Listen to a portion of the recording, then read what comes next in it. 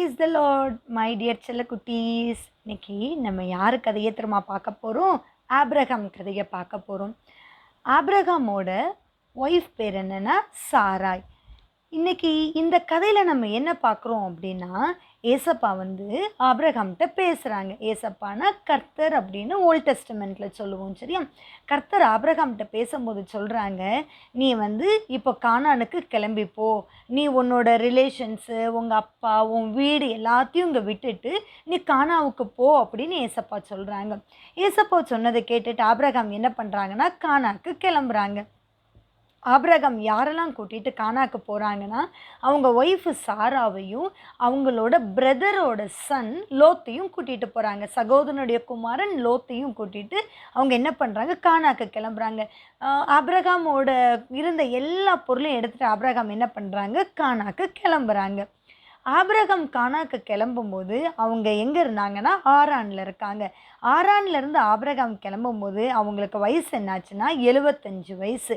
75 வயசில் ஆப்ரஹாம் என்ன பண்ணுறாங்க, ஆரானை விட்டுட்டு கானாக்கு கிளம்புறாங்க.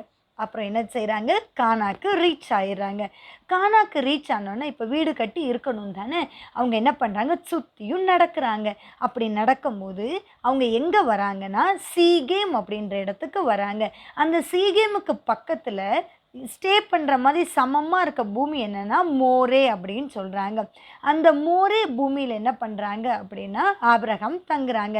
அந்த காலத்தில் கானானியர் என்ன பண்ணாங்கன்னா சீகேமில் இருக்க மோரேல தான் தங்கியிருந்தாங்க அப்படின்னு சொல்கிறாங்க. அவங்க என்ன செய்கிறாங்க, ஒரு டென்ட் கட்ட போகிறாங்க. அந்த டென்ட் எப்படி இருக்குன்னா, பெத்தேலுக்கு மேற்காவும் ஆயிக்கு கிழக்காவும் இருக்குன்றாங்க. இங்கிலீஷில் என்ன சொல்கிறேன்னா, பெத்தேலுக்கு வெஸ்ட்டாகவும் ஆயிக்கு ஈஸ்ட்டாகவும் ஒரு கூடாரத்தை அவங்க என்ன பண்ணுறாங்க, கட்டுறாங்க. அவங்க கூடாரத்தை கட்டிட்டு என்ன பண்ணுறாங்க, ஏசப்பாவுக்கு ஒரு பலிபீடம் ஆல்டர் கட்டுறாங்க. ஏசப்பாவுக்கு ஆல்டர் கட்டி ஏசப்பாவை ப்ரைஸ் பண்ணுறாங்க. அதுக்கப்புறம் ஆப்ரஹாம் என்ன பண்ணுறாங்க அப்படின்னா, அவங்க இருந்த இடத்துல ரொம்ப பஞ்சம் வந்துருச்சு. பஞ்சம் வந்த உடனே ஆப்ரஹாம் எங்கே போகிறாங்க அப்படின்னா எகிப்தை நோக்கி போகிறாங்க. எகிப்துனா அவங்க சவுத் சைட் ட்ராவல் பண்ணி போகிறாங்க. இங்கே ஆப்ரஹாம் என்ன பண்ணியிருந்தாங்க, பெத்தேலில் ஒரு டென்ட்டு போட்டுட்டு அந்த டென்ட்டை எடுத்துகிட்டு அவங்க எங்கே செய்கிறாங்க, எகிப்துக்கு போகிறாங்க. அங்கே போனால் அவங்க ஸ்டே பண்ணுறதுக்காக அவங்க ஒய்ஃப் கிட்ட சொல்கிறாங்க, நீ ரொம்ப அழகாக இருக்க, ஒன்றால் தான் நான் என்ன பண்ண முடியும், இந்த இடத்துல இருக்க முடியும். நீ என்ன பண்ணு, என்னோடய ஒய்ஃப்னு சொல்லாத, நான் உன் பிரதர் அப்படின்னு சொல்கிறாங்க ஆப்ரஹாம். உடனே சாராவும் சரி ஓகே அப்படின்றாங்க. அப்போ பார்த்தா பார்வோன் என்ன பண்ணுறாங்கன்னா சாராயை கூட்டிகிட்டு அவங்களுக்கு ஒய்ஃப் ஆக்கிக்கணும் அப்படின்னு நினைக்கிறாங்க. ஆனால் சாராய் ஆப்ரஹாமுக்கு தானே ஒய்ஃபு. இந்த உண்மை தெரிஞ்ச உடனே பார்வோன் என்ன சொல்கிறாங்கன்னா, ஆப்ரஹாம் யாரும் ஒன்றும் பண்ணாதீங்க, விட்டுடுங்க அப்படின்னு. ஆப்ரஹாம் மறுபடியும் எங்கே வராங்க அப்படின்னா பெத்தேலுக்கு வராங்க.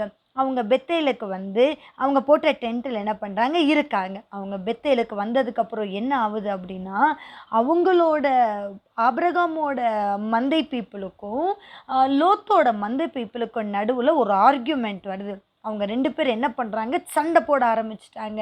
ஆப்ரஹாமோட மந்தை மேய்ப்பரும் லோத்தோட மந்தை மேய்ப்பரும் சேர்ந்து சண்டை போட ஆரம்பிச்சிட்டாங்க. ஆப்ரஹாம் என்ன பண்ணுறாங்கன்னா லோத்தை கூப்பிடுறாங்க, லோத் கமான், நம்ம 2 பேரும் பிரதர்ஸ், நம்ம ஏன் சண்டை போட்டுக்கணும், நம்ம என்ன பண்ணலாம், பிரிஞ்சிடலாம், அதுதான் குட் ஐடியா. நீ வலது பக்கமாக போனேன்னா நான் இடது பக்கம் போகிறேன், இல்லை நீ இடது பக்கம் போனால் நான் வலது பக்கம் போகிறேன் அப்படின்னு சொல்கிறாங்க ஆப்ரஹாம். உடனே லோத்து ஓகே அப்படின்னு ஒத்துக்கிறாங்க. உடனே ஆப்ரஹாம் கேட்குறாங்க, உனக்கு என்ன இடம் வேணும் அப்படின்னு. லோத்து அவங்க கண்ணை ஏறெடுத்து பார்த்தா யோர்தானுக்கு பக்கத்தில் தான் ரொம்ப அழகாக க்ரீனிஷாக இருக்குது, அந்த இடத்துக்கு போகிறேன்னு கேட்குறாங்க. ஆப்ரஹாம் ஓகே போ லோத் அப்படின்னு சொல்கிறாங்க.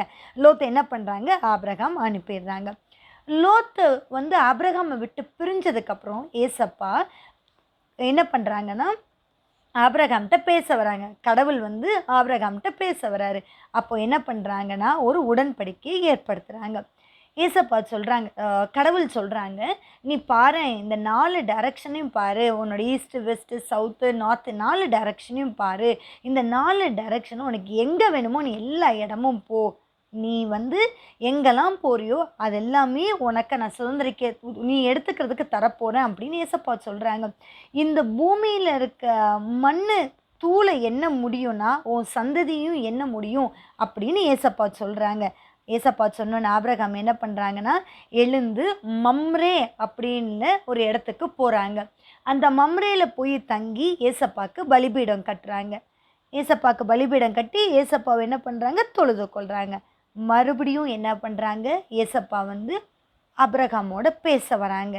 அப்படி ஆபிரகாமோட ஏசப்பா செகண்ட் டைம் உடன்படிக்கை பண்ண வரும்போது ஆபிரகாம் கேட்குறாங்க, ஏசப்பா எனக்கு நீங்கள் என்ன தர போகிறீங்க, எனக்கு குழந்தையே இல்லை ஏசப்பா அப்படின்னு சொல்லி ஆபிரகாம் ஏசப்பா கிட்ட பேசுகிறாங்க.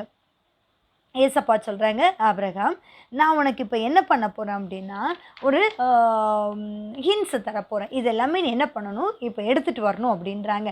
என்ன ஏசப்பா தரணும் அப்படின்னு கேட்குறாங்க. ஒரு 3 வயசு கிடாரி எடுத்துகிட்டு வாங்க, வெள்ளாடு எடுத்துகிட்டு வாங்க, ஆட்டுக்கடா எடுத்துகிட்டு வாங்க, ஓகேவா. அதுக்கப்புறம் ஒரு காட்டுப்புறா, ஒரு புறா குஞ்சு எடுத்துகிட்டு வா அப்படின்னு சொல்கிறாங்க. இதை சொன்ன உடனே ஆபிரகாம் என்ன பண்ணுறாங்க, எடுத்துகிட்டு ஏசப்பா கிட்ட வராங்க. அப்படி ஏசப்பா கிட்ட போகும்போது என்ன செய்கிறாங்க, அவங்க ஆல்ட்ரு மேலே எல்லாத்தையும் வச்சிடுறாங்க. அது வந்து ரொம்ப ஈவினிங் ஆனனால ஆபிரகாமுக்கு தூக்கம் வர மாதிரி வந்துருச்சு. ஆபிரகாம் என்ன பண்ணிட்டாங்க அப்படின்னா தூங்கிட்டாங்க. அப்புறம் திடீர்னு ஆபிரகாமுக்கு முழிப்பு வருது. பார்த்தா என்ன நடக்குதான், அந்த இடத்துல அவர் வெட்டி வச்சிருந்த அந்த ஆட்டுக்கெடாரி, வெள்ளாடு, ஆட்டுக்கடா இது எல்லாத்துக்கும் நடுவில் ஒரு அக்கினி வந்து அதை எடுத்துகிட்டு போகிற மாதிரி இருந்துதான். உடனே வந்து ஆபிரகாம் ஏசப்பா கிட்ட பேச ஆரம்பிக்கிறாங்க. அப்போ ஏசப்பா ஆபிரகாம் கிட்ட சொல்கிறாங்க, ஆபிரகாம் நீங்கள் பாரு, இந்த வானத்தில் நட்சத்திரம் இருக்குல்ல, இந்த நட்சத்திரத்தை என்ன கூடுனா நீ அதை எண்ணு அப்படின்னு ஏசப்பா அவங்க கிட்ட சொல்கிறாங்க. ஆபிரகாம் என்ன பண்ணாங்கன்னா, நம்ம ஏசப்பா சொன்ன மாதிரி நம்மளுக்கு ஒரு குழந்தைய தருவாங்க அப்படின்னு விசுவாசிக்க ஆரம்பிக்கிறாங்க, ஓகேவா. அந்த காலத்தில் அந்நியராக அவங்க என்ன பண்ணாங்க அப்படின்னா 400 வருஷம் உபத்திரவப்பட்டாங்க. அதை ஏசப்பா யார்கிட்ட சொல்கிறாங்க, ஆபிரகாம்கிட்ட சொல்கிறாங்க. இவங்க எல்லாரும் அந்நியராக, அதாவது பரதேசியாக 400 வருஷம் கஷ்டப்படுவாங்க. அவங்களோட 4th ஜென்ரேஷன் மறுபடியும் இந்த இடத்துக்கு வரும் அப்படின்னு ஏசப்பா சொல்கிறாங்க. ஆபிரகாம் என்ன பண்ணாங்க, அவங்க ஏசப்பாவுக்கு அந்த பலிபீடத்தை கட்டி என்ன செய்கிறாங்க, ஏசப்பாவை வர்ஷிப் பண்ணிகிட்ருக்காங்க. அப்போ தான் இது எல்லாமே ஏசப்பா சொல்லி கொடுக்குறாங்க. அப்போது காரிருள் மூடி இருக்குது. அந்த நேரத்தில் ஆபிரகாமுக்கு ரொம்ப பயமாக இருக்குது. ஏசப்பா வந்து என்ன பண்ணாங்க, ஆபிரகாம் வச்சு அந்த ஆட்டுக்கடாரி, வெள்ளாடு, அப்புறம் ஆட்டுக்கடா அது எல்லாத்தையுமே எடுத்துகிட்டு போகிறாங்க.